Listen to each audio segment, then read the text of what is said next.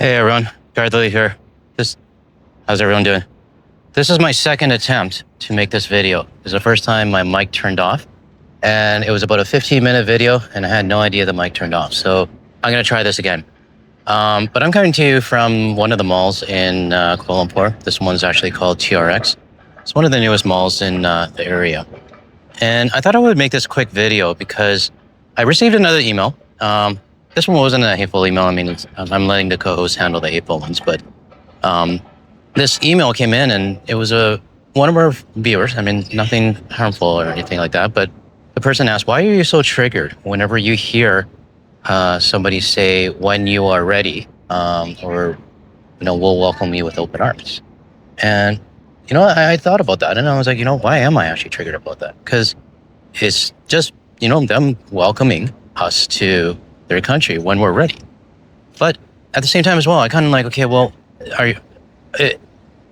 for me, it kind of reminds me of when I was a kid. I was a real brat when I was growing up. And anytime I would get grounded, my mom would send me to my room. I wouldn't be allowed to come out. And my mom would always say to me, when you are ready to apologize, then you can come out. So it kind of relates to the same thing. I mean, maybe I'm getting childhood triggers that are triggered whenever I hear that. But at the same time as well, it's like, okay, I kind of view it as these tourism officials and government officials that are saying this. Why are you just waiting for us to come back versus doing something about your dysfunctional meth lab of a country?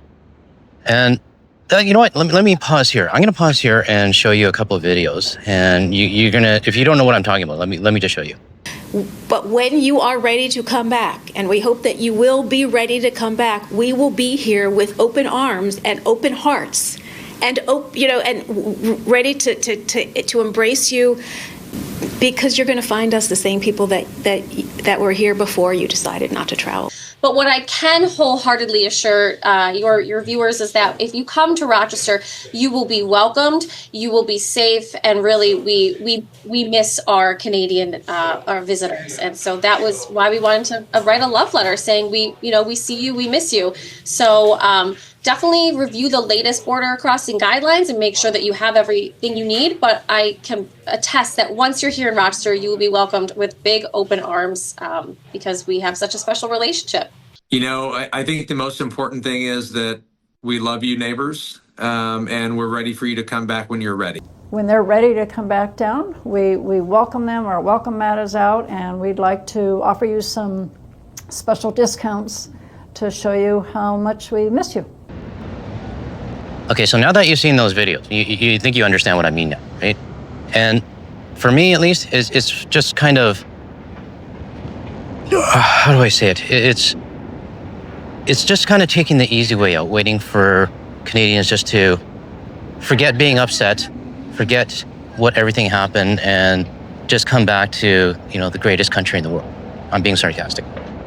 So I just, it brings up another point. It's like, okay, well, why should we come back? Why should we come back to Florida? Why should we go back to Arizona or California or any other tourist state when it doesn't appear that, the average US citizen is doing anything right now, or even upset about what's going on? Yeah, they might be upset about gas prices because that's actually personally affecting them. But, the rest of the world is not seeing anything or any pushback. And yes, the United States did have their No Kings protests, and the U.S. media is saying an overwhelmingly 7 or 8 million people got out and protested. Well, I commend those 7 or 8 million people, and you guys are actually trying. I know some of you are in my channel and subscribe to my channel, but what happens to the other millions that are not really doing anything? And I know I'm going to get a lot of people there. Some people couldn't make it. Some people had to work. Some people had legit reasons to, not attend the protests. Just FYI, I'm taking you guys for a little bit of a walk here. So we're going to head up to the Pavilion Mall. This mall that I just came from, like I said, it's called TRX. And one thing about Malaysia, there's malls everywhere. And I think it's because it's just too damn hot to go outside. It's like 32 degrees right now. I'm sweating. It doesn't look like it on the screen, and it's humid. And it's probably going to rain pretty soon. I can feel it. Anyways, I got sidetracked. So what I was talking about is I'm questioning. I mean, this is my opinion. I'm questioning where the rest of the U.S. citizens are. So, you know, if I kind of break it down, you got 7 or 8 million people that attended the No Kings. You have what 340 million, just say around there, and you 7 million that attended, minus the 77 million MAGA who would not attend, and you got a big balance there. And I'm not going to subtract in my head right now, but my question is, where's the rest of these people? And yeah, sure, some of them, they may have legit reasons why they can't go. You know, maybe it could be a medical reason, or it could be something, and that's fine, right? But I don't. There's a big balance left over there. And I said in I showed in one of my other videos a few days ago, I kind of randomly went on Google Trends just to see what people were showing or searching in the United States. And you know, over the last 7 days, there's been a lot that went on. You know, there's obviously the war in the Middle East that the United States caused. There's gas prices. There's corruption in their own government. I thought I would actually see some search terms there for, you know, some of this stuff, even seeing if the United States citizens are keeping up with, you know, what's going on in their country. And instead, all I found was like millions of search results for NBA basketball playoffs and the Kentucky Derby and celebrity gossip. So, you know, it's rounding back to what I was originally asked in that question is like, why am I so triggered about that? It's because anytime I hear that, it's like, okay, well, the way I see it, their posture is just waiting for us to kind of forget about what's going on right now. And, you know, people or businesses have said that it's just hype or it's just a phase and that we'll eventually get through it. I think we're kind of showing them that one guy that said that over a year ago. I really wonder how his business is going. And it looks like a lot of people actually bombed his Google reviews, so I take no responsibility for that. And I should not cross the street from this red. But yeah, you know, I just get this feeling that anytime this, you know, tourism officials say it, you know, they're just waiting for things to kind of blow over and, you know, waiting for Canadians to kind of give in. So at least for this Canadian, there's no giving in. And I've already made my adjustments, and you know, I'm not going to be going. And the only reason I would ever go to the United States is if it was for a medical emergency.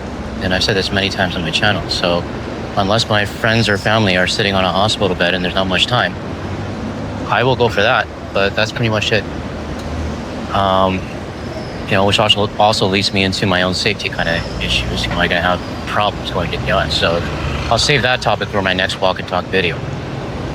But at least for this here, you know, I want to hear from you guys as well. Do you guys get triggered by, you know, do those videos that I showed you earlier of these officials saying, you know, when you are ready, we'll welcome you back with open arms? How do you guys handle that?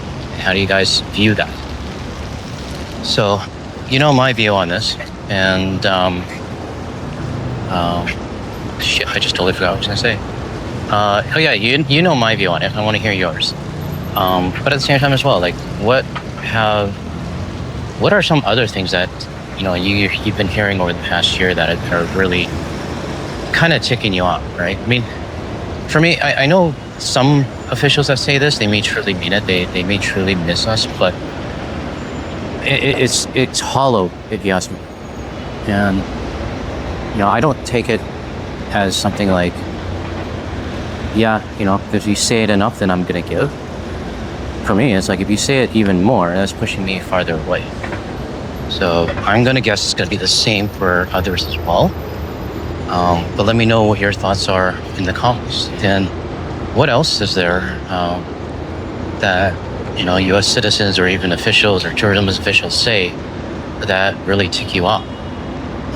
If I was prepared for this video, I would have researched a little bit more on what we're actually, you know, what actually triggers us. But obviously I'm not that organized. I just kind of started this out of nowhere.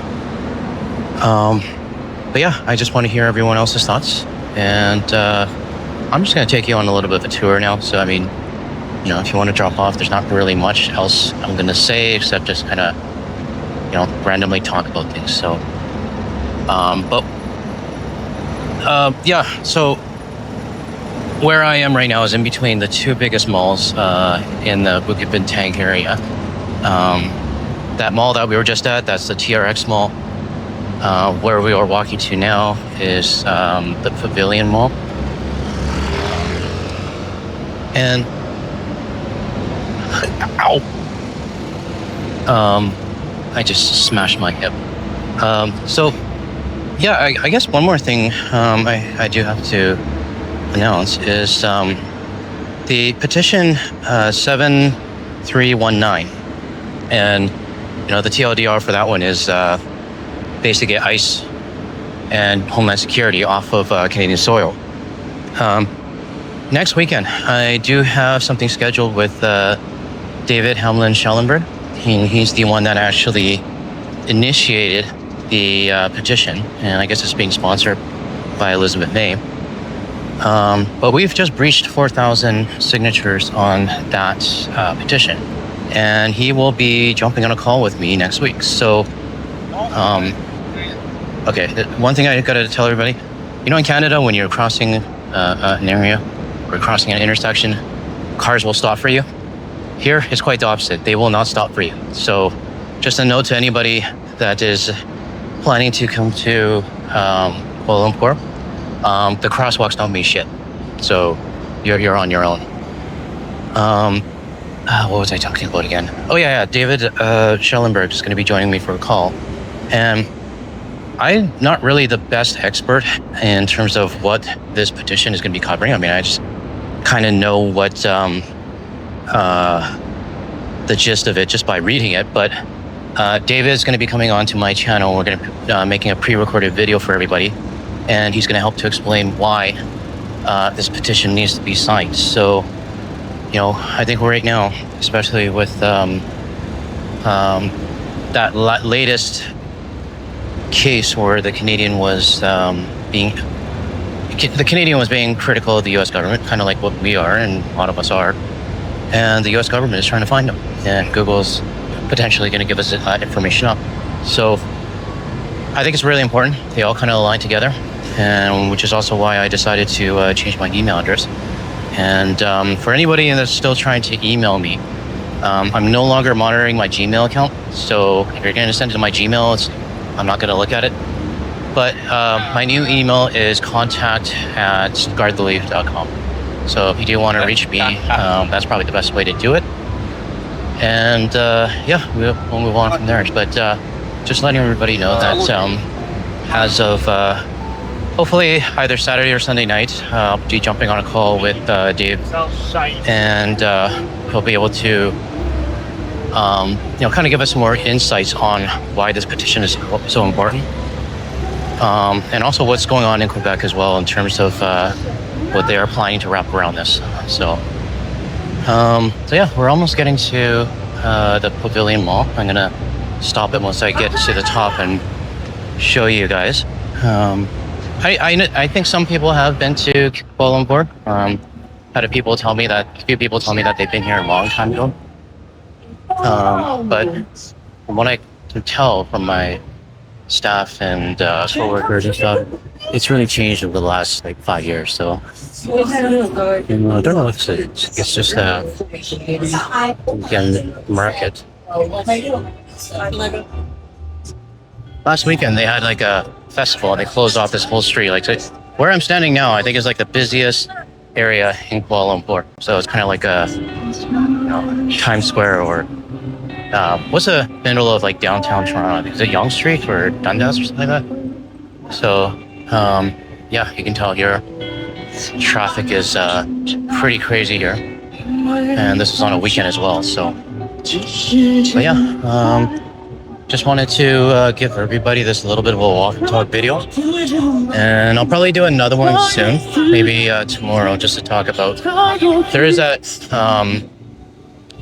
what's it called, the Am I saying? No.